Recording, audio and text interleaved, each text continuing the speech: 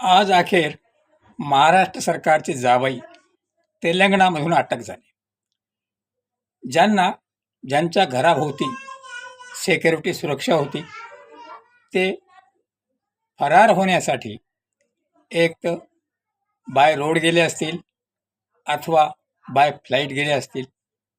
तरीही महाराष्ट्र सरकारला व महाराष्ट्र सरकारच्या गृह खात्याला, इथल्या पोलिसांना त्याचा थांगपत्ता लागत नाही. त्याच्या नाकावर टिचून प्रशांत कोरटकर फरार होतात.